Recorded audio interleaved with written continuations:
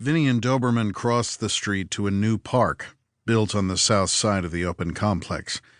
The whine of two cycle engines faded into the heavy thump of amplified bass. A group of teenagers had set out an old-school boom box at a skate park nearby. Hip-hop blared from the speakers as they honed their skills on their boards. It was Saturday. Not that it mattered. None of these kids were in school or college during the week. All educational institutions had shut down for the year. They were rumored to be reopening next spring, but Vinny wasn't betting on it. In the meantime, the kids did what they were doing now, or they went to the beach to screw around. Boredom, as Vinny knew from experience, bred trouble, even for the younger kids playing on the new swing sets and blue slides. This place wasn't just for swinging and sliding and skateboarding. It was a selling ground for the Morettis. Today, Vinny and Doberman were here to meet with the dealer in charge. They were dressed down, trying to blend in, not wanting to draw attention.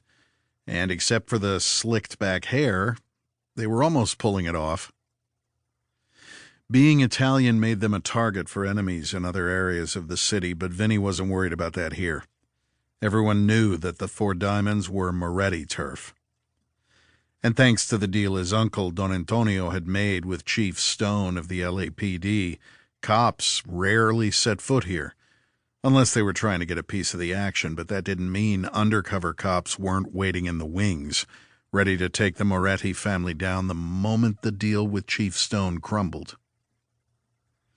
Looking out across the flow of people coming and going, Vinny had a feeling one of them was out there, perhaps even living right here.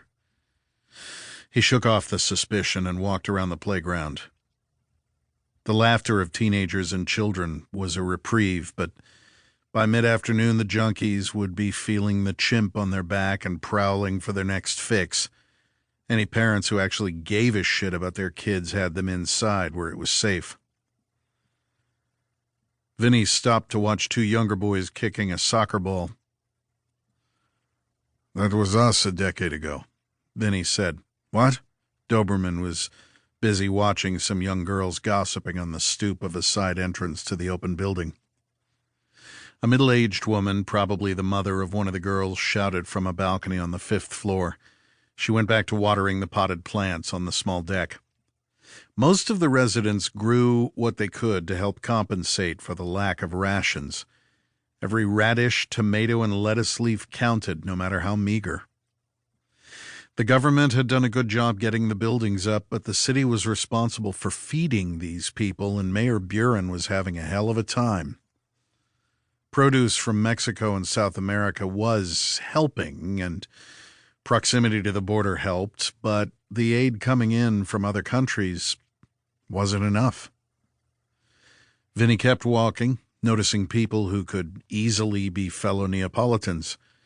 Through his eyes, they were innocents with families, people just trying to survive in a dangerous, upended world. But to his father and his uncle, these people were customers, and business was again on fire. People paid in whatever currency they had: silver, gold, jewelry, guns, even the greatly devalued U.S. dollar. One of the first customers of the morning staggered out of a building and put a hand above his eyes against the glare of the sun. Wearing shorts, flip-flops, and a torn T-shirt, the man headed for the street corner. Vinny and Doberman approached the same corner where a Moretti employee stood watch under a light pole. The 10-year-old kid with a backward baseball cap saw them and whistled to a boy across the street who took off running. Vinny didn't like some of the strategies his family used, but he had to admit his uncle had vision.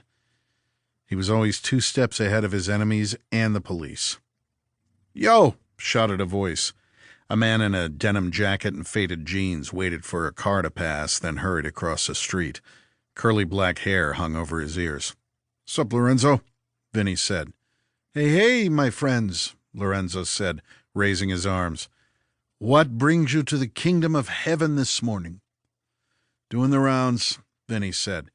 He gave the man a homey handshake, and Doberman did the same. "How are things here?"